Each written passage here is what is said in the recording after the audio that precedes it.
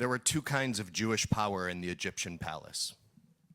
And by Jewish, I don't mean actually Jewish, because there was no such thing as Jewish. There was the family of Jacob, who went down to Egypt, that became a nation that at best at that time could be called the Hebrew nation, Ivreim, but there was no religion with the nation until long after slavery. So there are two kinds of Jewish power in the Egyptian palace. There's Joseph power. Joseph starts very low. He's sold into slavery. He ends up in an Egyptian prison, but finds favor with Pharaoh and becomes elevated to the highest ranking of government. Joseph works for all of the people. He saves the entire nation and its surrounding nations, and he saves his own family. He believes in Egypt. He believes in the Egyptian model. He believes that it can protect him and his family. Joseph, with the exception of his lifeless bones, chooses to root himself and his family in a society that celebrates his exceptional gifts uniquely, but places a low value on general human dignity, elevating those most intimately connected with the gods and dictators who ultimately rule. And we know how this story ends. When Joseph and his exceptional qualities are no longer in the palace and a new king arises, his family's status is gone, as is every non-powerful elite in Egypt. Model number one of Jewish power in the palace: provisional, a status that is retained inside of a systemically corrupt society, a status that always relies on a few lucky ones that will ensure everybody's safety. Model number two, Moses. Moses also begins quite low, in the bushes.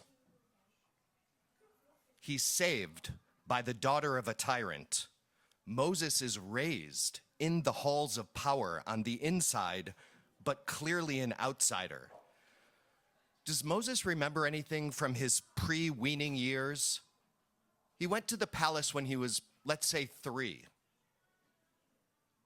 Does he know his own family's story? Does he know he comes from Levi? When Moses looks out of the palace gates, can he recognize a brutalized people that's his own? Or does he just know that the halls of power in which he sits are responsible for a society that would not only tolerate but encourage the degradations of humans so very easily? There is a lot of midrash that tries to build a backstory for Moses such that he actually does know his true identity while he's growing up. But the text itself says nothing about this and doesn't even suggest Moses may have known he was a Hebrew. It lends itself to the opposite.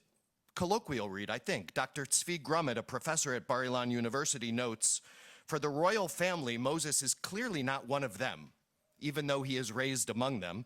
As a lowly Semite associated with a proud royal family, it is unlikely that he has any sort of royal status.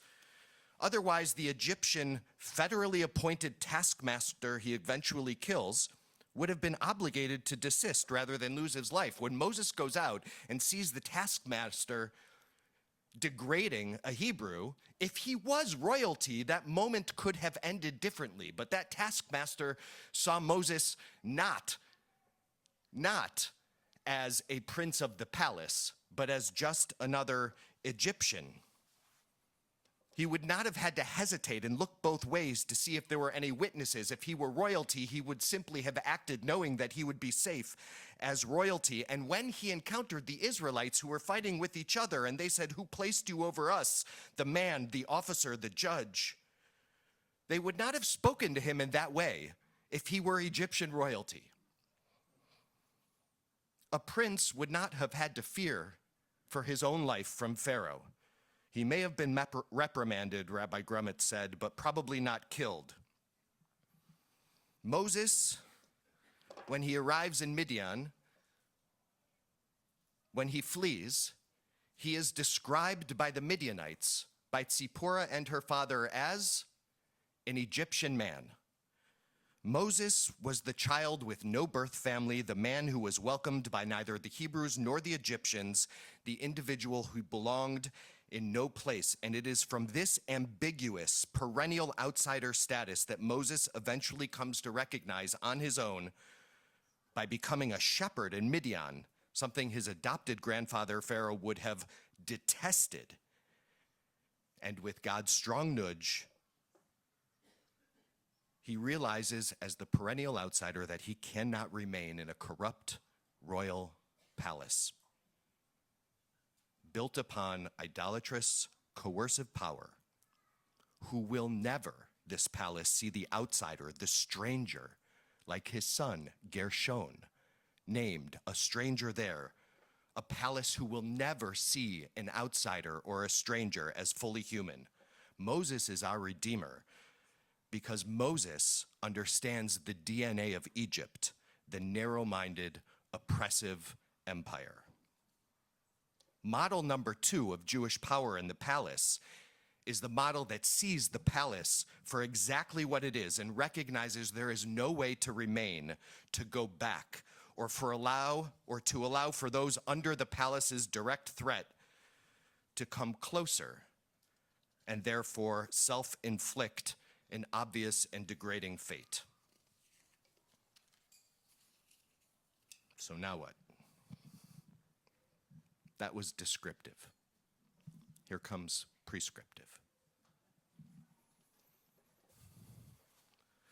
Moses' way out was to recognize the holy ground underneath his feet and how powerful it was and what that kind of power could enable him to achieve. Vayomer, God says to Moses, I'm going to talk about the burning bush episode for a moment. There's a bush burning. Moses doesn't walk by. He stops and notices. Everybody thinks it's a big deal that he stops and notices. I don't think that's a big deal at all. Human beings stop and notice things all the time. If you've ever been in traffic and you're like, what is going on? And then it's police lights on the side of the road with nothing else around it, but everybody stops and it causes two. Human beings see things that catch their attention and they stop and they look and they slow down. The question is, what happens next? God says, when Moses notices the bush that is burning but not being consumed, do not come closer. Remove the sandals from your feet, for the place on which you stand is Admat Kodesh. It is holy ground. Admat Kodesh. The word Kodesh, or the root, Kuf Daled Shin, has not been used since the very beginning of the book of Genesis. What was it used for there? Vaikadeshoto. God creates in 6, and the 7th day becomes Kodesh, sacred, separate, different from all of the others. In Jewish law, there is Hefker and Hekdesh. Hefker is something that is ownerless, that is up for grabs. Hekdesh, Kodesh, is something that has been set aside for sacred use. Moses is standing on ground that is meant to teach him something very particular in that moment. God continues, I am the God of your father, the God of Abraham, the God of Isaac, and the God of Jacob. And Moses hid his face, for he was afraid to look at God. Rabbi Grummett observes that in this moment, God introduces himself to Moses, the child with no birth family, the man who was welcomed by neither the Hebrew nor the Egyptians, the individual who belonged in no place, is suddenly informed out of nowhere that he has ancestors, Abraham, Isaac, and Jacob. Moses, whose core identity, Rabbi Grummett says, was heretofore defined by who he was not rather than who he was, for the first time in his life, learns that he has a past, a history, an ancestry. That ground he was standing on was sacred, not because God was there or there was a bush that wasn't being consumed. That is the ground upon which Moses, for the first time in his life, met himself, rooted in a history far bigger than his own. I know this moment. This moment is the potential convert who's sitting in one of our offices. Deep down, something nudges them toward us, created some kind of burning bush style pause in their lives, and then they hear the words in our office, "Welcome home," and time stops. The planted seed is watered, and the ground becomes Kodesh, sacred. I know this because maybe one of you or a new member had an exquisite experience at a high holiday service here, something that stopped time in its tracks. And goodness, he says to himself, I'm a Jew, and this is what it means, and I'm connected deeply across time and space. The time of Shabbat, the space of this very ground, and I need to own this. I need to fully become this. It is from this realization that Moses cannot escape his fate, no matter how long it takes for this new core sacred ground identity to root itself. And so model number 3 of power in the palace or palace adjacent is not becoming provisionally part of the system like Joseph. It is not even escaping the system entirely like Moses without being rooted in something that matters. Because remember, the first thing that Moses did when he left the palace was murder. Model number 3, the most powerful way,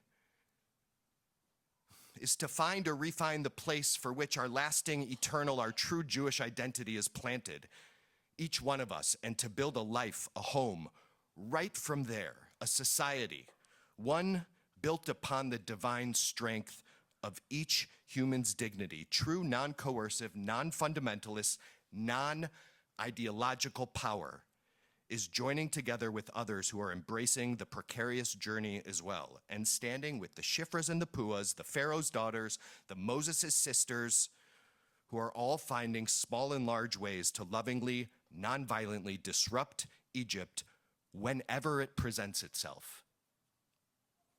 Just as the courageous protesters are doing in Iran right now. Just as I did in 1987 when I showed up here, to march for Soviet Jewry, just as many of you did when you found yourselves maybe for the first time a few weeks after October 7th, joining with hundreds of thousands of Jews, many of them finding their identities, their stories for the first time.